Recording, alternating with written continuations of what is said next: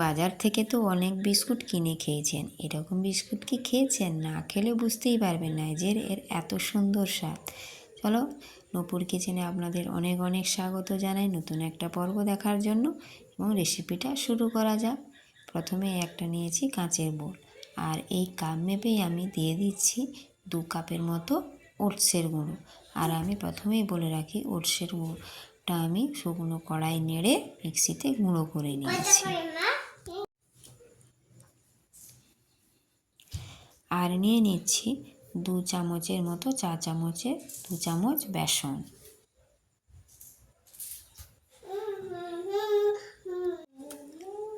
আর দিচ্ছি 2 চামচ গুঁড়ো দুধ, কারণ গুঁড়ো দুধটা দিলে খুব সুন্দর টেস্ট হয় এই বিস্কুটটা খেতে। আর বেসনটা দেওয়ার ফলে বিস্কুটের স্বাদটাও যেমন ভালো হবে আর বাইন্ডিংটাও খুব সুন্দর হবে। আর দিয়ে দিচ্ছি এই 4 চামচেরই 3 চামচ গাওয়া ঘি, কারণ ঘিটা দিলে বিস্কুটের সেন্টটাও খুব সুন্দর আসে। আর আমি এখানে মিষ্টির জন্য নিয়েছি কিছুটা তাল মিছরি, আর নিয়েছি 2টো এলাচ। তোমরা চাইলে এটা চিনি দিয়েও করতে পারো। এই সব উপকরণগুলো, আর দিচ্ছি কিছুটা চীনাবাদাম। সবগুলো একসাথে আমি মিক্সিতে গুঁড়ো করে নিচ্ছি। আর এই বাদামগুলো আমি আগে থেকেই ভেজে খোসা ছাড়িয়ে রেখেছি। সবগুলো একসাথে দিয়ে আমি গুঁড়ো করে নিয়েছি। দেখো, একবারে মিহি করে গুঁড়ো করেছি। আর এই সমস্ত উপকরণগুলো আমি এর মধ্যে দিয়ে ভালো করে মিশিয়ে নেব।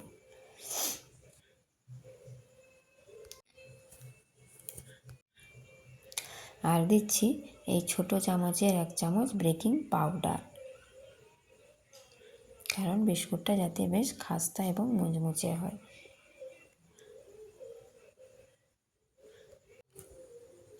ভালো করে হাত দিয়ে মাখিয়ে নিচ্ছি। আর দিচ্ছি অল্প 1 চিমটির মতো লবণ, কারণ যে কোনো মিষ্টি জিনিস একটু লবণ না দিলে স্বাদটা ভালো আসে না। আর অল্প অল্প করে জল দিয়ে শক্ত একটা ডো বানিয়ে নেব, কারণ এতে বেশি জল লাগবে না। কারণ এতে যেহেতু মিছরির গুঁড়ো আর বাদাম আছে, তাই বেশি জল লাগবে না। তোমরা চাইলে এটা লিকুইড দুধ দিয়েও মেখে নিতে পারো। চলো তাহলে একটা শক্ত ডো বানিয়ে নিলাম।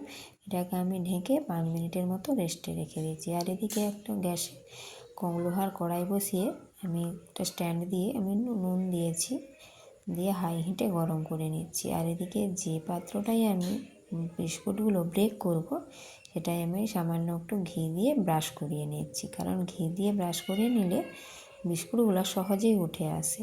আর এদিকে একটা প্লেটে কিছুটা তেল নিয়ে নিচ্ছি। এবারে বিস্কুটের শেপগুলো দেব ছোট ছোট করে। তোমরা তোমাদের মতো পছন্দ মতো লম্বা গোল করে নিতেই পারো। এরকম হাতের মধ্যে গোল গোল করে নিচ্ছি। ভালো করে হাতের তালুর মধ্যে গোল গোল করে নিয়ে সবগুলো আমি একভাবে গড়ে নিচ্ছি।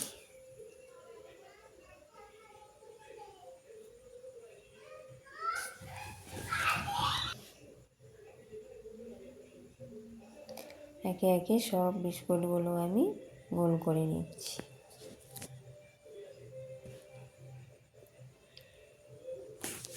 এবারে ওই কড়ার মধ্যে আমি একটু কড়াটা বসিয়ে দিচ্ছি, কারণ যেহেতু বেকিং পাউডার 20 মিনিটের মতো ব্রেক করে নেব ঢাকনা দিয়ে। আর তারই মাঝে আমি তোমাদের মাঝে মাঝে দেখাচ্ছি, দেখো বিস্কুটের কালারটা কেমন হচ্ছে। এই দেখো, জাস্ট হালকা অল্প অল্প ফুলে যাচ্ছে না? দেখো দেখো বিস্কুটটা হয়েছে, দেখো খুব সুন্দরভাবে। আর যেহেতু এটা প্রথমবারেরটা, তাই হাই হিটে গরম করা ছিল, তাই বিস্কুটের কালারটা একটু নিচের দিকে একটু বেশি লালচে হয়ে গেছে, কিন্তু দ্বিতীয়বারেরটা খুব সুন্দর হবে। দেখো বিস্কুটগুলো, দেখেছো বিস্কুটগুলো? আর বিস্কুটগুলো ঠান্ডা করে একটু ভেঙে নেবে। খুব মুচমুচে ও খাস্তা হয়েছে, কারণ গরম অবস্থায় ভাঙলে একটু নরম থাকবে। যদি আমার এই ভিডিওটা ভালো লাগে তবে প্লিজ চ্যানেলটিকে সাবস্ক্রাইব করে পাশে থাকবেন। সবাইকে টাটা, নমস্কার, ভালো থাকবেন, সুস্থ থাকবেন।